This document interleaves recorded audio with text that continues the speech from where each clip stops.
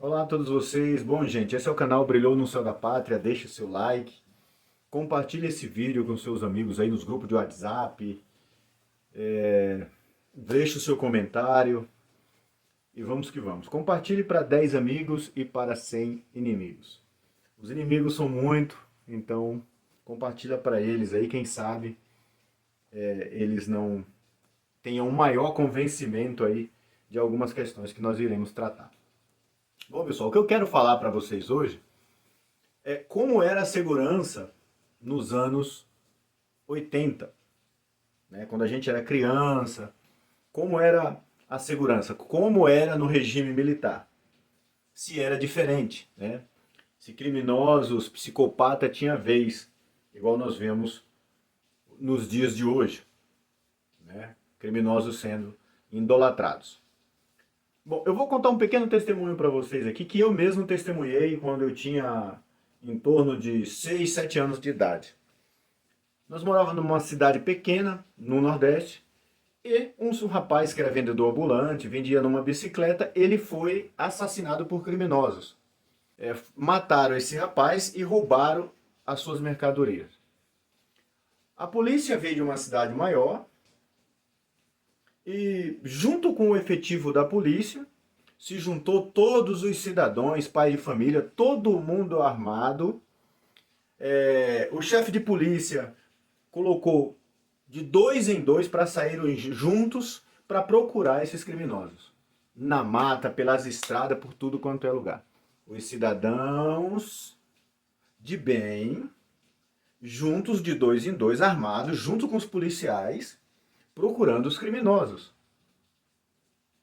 Nessa época, eu me lembro muito bem, o cidadão de bem não era tratado como criminoso por ter uma arma de fogo. A própria polícia o tratava bem por estar ajudando a procura, a busca, na prisão desses criminosos.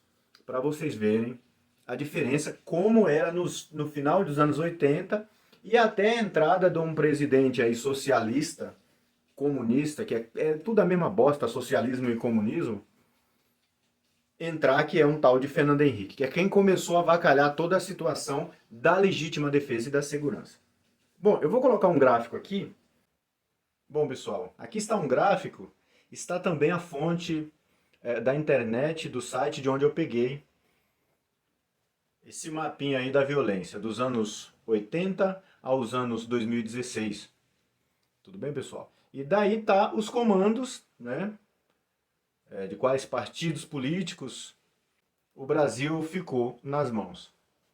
Então veja bem, em 89 termina o regime militar, houve a eleição em 89. Collor assume em 1º de janeiro de 90. Então nós temos aí um mapinha para a gente raciocinar bem aí sobre essa questão da violência. Bom, pessoal, um adendo importante. O que é o exército de uma nação? Pessoal, o exército de uma nação é a própria sociedade, é a própria população. É por isso que quando há uma guerra de âmbito nacional, todas as pessoas que tenham de 60 anos abaixo, do sexo masculino e também jovens do sexo feminino, são convocados para a guerra. Homens até de 60 anos são convocados para a guerra. Que tem casos de pessoas com mais de 65 anos serem convocadas e estarem inseridos na guerra. Então, em caso de guerra entre nações, quem é o exército é a sociedade. O exército de uma nação é a sociedade. É importante nós compreendermos isso. O segundo adendo, que é muito relevante, é o fato que nos Estados Unidos, especificamente no Texas, quando se tem um crime, quando se tem criminosos armados, a sociedade também age contra esses criminosos. Por quê? O Texas é o estado mais armado dentro da Confederação Americana. A criança, desde criança, ou melhor dizendo, já aprende a lidar com armas. Tá? E aí, essas bandeiras que dizem, mas o povo brasileiro é isso, o povo brasileiro é aquilo, não pode ter arma e tal. Mas no Texas também tem criminosos. E eles não confundem o criminoso com o cidadão de bem. É por isso que o cidadão de bem se junta com a polícia para combater o criminoso lá no Texas. E a polícia respeita e agradece a sociedade de bem, que age em legítimas defesas de si próprio e dos outros, quando tem algum criminoso arruaceiro. Então é isso que eu quero dizer aos amigos policiais, em cima desses dois adendos. Quem fica ao lado do policial, e é importante os colegas policiais entenderem isso, é o cidadão de bem. Na hora que o chicote estrala, quem não é cidadão de bem fica contra o policial. Eu sei que quem trabalha na periferia está difícil hoje saber quem é cidadão de bem e quem não é. Está muito difícil no nosso país, porque devido à ideologia que as emissoras têm implantado no país, muitas pessoas que moram na periferia, não são todas, tratam a polícia como inimiga, devido à ideologia e ensinamento que tem dado aí aos policiais. Mas aos colegas policial, por favor, amados amigos, o cidadão de bem merece ser tratado diferenciado. Ele merece ser tratado porque ele ainda luta e tem esperança na polícia, tem a esperança em vocês. De quem é essa culpa? Bom, existem muitos culpados. Primeiramente, os políticos que estavam no poder, o presidente Fernando Henrique, o ex-presidente Lula e a presidenta Dilma, que foi quem ficaram no poder durante esses períodos. Mas o maior culpado foi o cidadão de bem. Por quê? Porque quando o Fernando Henrique começou a tirar o direito do cidadão de bem de ter arma, de portar arma, o cidadão de bem ficou calado. Um outro problema também nessa culpa é as forças de segurança. Porque as forças de segurança brasileiras, elas começaram a, no momento que houve a ideia dos governos de desarmar o cidadão de bem, as forças de segurança começaram a agir em prol disso. Mas quem fica do lado do homem que trabalha na área da segurança pública? É somente o cidadão de bem. A prova disso é que aqui no Sul e no Sudeste, se candidata a um cara que é policial, que trabalha na área da segurança, ele ganha estourado. Ganha com a grande quantidade de votos. Então essa é a prova de que o cidadão de bem está sempre ao lado do homem que trabalha na área da segurança, que é policial e isso e aquilo. Uma outra situação também interessante que, como eu estou falando no início desse vídeo, nos anos 80, o cidadão de bem amparava o policial e o policial amparava o cidadão de bem. Depois que entrou Fernando Henrique, com propagandas na mídia, o que acontece? O policial, quando pegava um cidadão de bem armado, tratava de fazer o quê? Colocar no chilindró. Tratava de humilhar o cidadão de bem. Até hoje também. Às vezes o policial para um coitado de um cidadão de bem aí nos interiores da vida, porque ele tem uma espingardinha, vai preso. Mas é uma reflexão muito boa que não são todos os policiais também, mas os policiais têm que pensar muito bem nisso, porque quem fica do lado do policial é o cidadão de bem.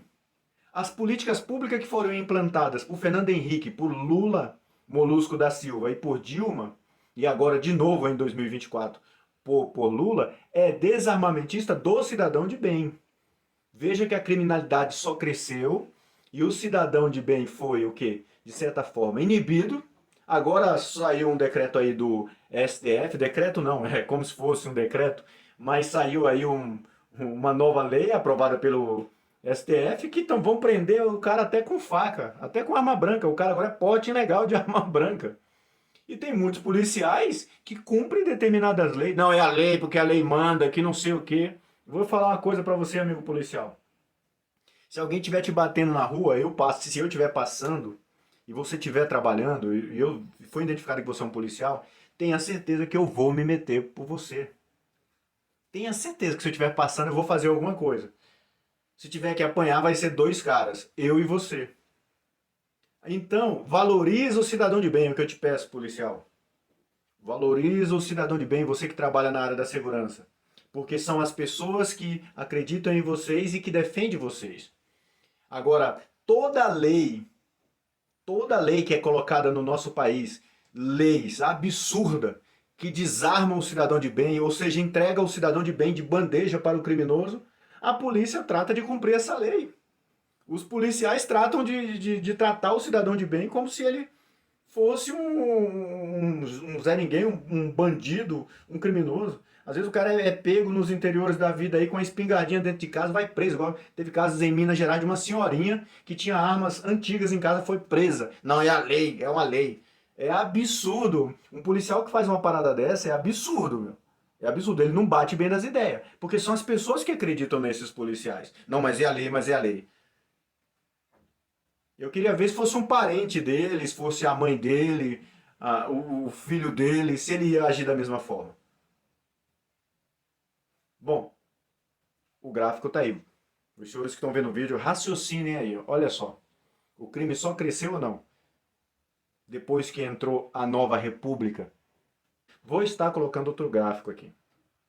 Bom, pessoal, aqui está o outro gráfico. O outro problema que nós temos nesses gráficos é o seguinte, que eles falam aqui, ó, cerca de 1 milhão foram vítimas de homicídios no Brasil. Eles levam em conta uma legítima defesa que o cidadão de bem faz e mata o criminoso, eles levam em conta como se fosse um homicídio criminoso. Eles fazem a contagem dessa forma. E aqui nós temos os gráficos da violência, um gráfico, tá aí a fonte também, Poder 360, jornal também. Falando, todos os jornais, todas as pesquisas que você for ver, nesses governos só aumentou a criminalidade. Principalmente a partir do Lula Molusco, porque o Lula Molusco corre juntinho. Então, vemos só. No governo do louco, em 2021, que permitiu que, com toda a burocracia, quem fala assim, no governo Bolsonaro, meu, você não sabe o que você está falando. Facilidade de comprar arma, você tem que fazer exame com psicólogos da Polícia Federal. Você tem que fazer laudo de tiro, isso é facilidade. Você pagar caríssimo no armamento, imposto sobre imposto em cima de armamento. Uma outra observação importante que eu falo é que sempre esses políticos armamentistas, esses políticos armamentistas, sempre que eles ganham esses caras, depois que ganha, eles estão defendendo, estão brigando. Depois que eles ganham, eles viram uma moça lá no Congresso. Tanto deputado quanto senador. Aí eles se aliam ali. Meu, político é complicado. Os caras não produzem nada. São verdadeiros sanguessugas. Eles não produzem nada. Outra questão também, pessoal, além desse gráfico que eu quero que você prestem bastante atenção, é a questão desses discursos aí da esquerda, dos comunistas, do socialista, que é a mesma M, a mesma bosta, que eles falam que quem tem que cuidar da sua segurança é o governo. Olha só, quem tem que dar segurança para o cidadão é o governo. Tá bom, o ladrão invade a sua casa. A polícia vai demorar quanto tempo para chegar na sua casa? Pessoal, eu mudei aqui a posição da câmera devido à luz, tá? E eu estou gravando com outra câmera que já não é tão boa igual a outra e tal, mas tá muito bem aqui. Então assim, quando o ladrão invade a tua casa, a polícia chega imediato? Quando você é assaltado, quem já foi assaltado, ou quem já viu ou testemunhou algum assalto, a polícia chega? Na hora. O Estado chega, porque a polícia representa o Estado. E aqui eu não estou falando mal da polícia. Mas o que eu estou dizendo é o seguinte, a polícia, o policial chega na hora para prender o bandido? Quando o bandido te ataca, te atira em você, quando o bandido te fere de alguma maneira, o Estado está ali para te defender? Tem certeza? Então, assim, tem um discurso de uns políticos de esquerda que, pelo amor de Deus, vamos acordar. De quem bate bem esse raciocínio. Não, quem tem que fazer a sua segurança é o Estado. E a sua legítima defesa, quem tem que fazer? Um pai chega em casa, o bandido, o maníaco tá tentando pegar a filha, a esposa e tal. Ele vai chamar a polícia e deixar a mulher ser estuprada. Vai esperar o Estado chegar. Ou ele vai fazer a legítima defesa dele. Parem para raciocinar comigo, todos os políticos. Quando o cara vira deputado federal, ele tem direito a uma porrada de segurança, ele tem direito de dar porte de arma para os segurança dele. Por isso que os caras ficam sossegados, raciocina comigo. Quando o cara vira prefeito, quando ele vira deputado, quando ele vira governador, meu, ele tem direito a um monte de assessor, um monte de segurança, tudo armado. Ele vai esquentar a cabeça com você? Raciocina comigo. Agora, esses governos aí que ferraram o nosso país. Esses governos aí que ferraram o cidadão de bem. Ferraram o cidadão de bem. Só que o malucão lá, do Bozo, igual todo mundo fala, ele facilitou, tentou melhorar algumas coisas que não melhorou tanto. Quem tá nessa área há muito tempo, que nem eu, sabe que não facilitou. Não vi facilidade. Você tendo que fazer exames, 2 exames, passar em psicólogo para ver se você não é louco, você ter maior de 25 anos. Isso é uma palhaçada. Onde foi que já viu isso num país de liberdades? Num país democrático? Bom, pessoal, curta, compartilhe, deixa o seu like, manda para todo mundo aí. Forte abraço e até o próximo vídeo.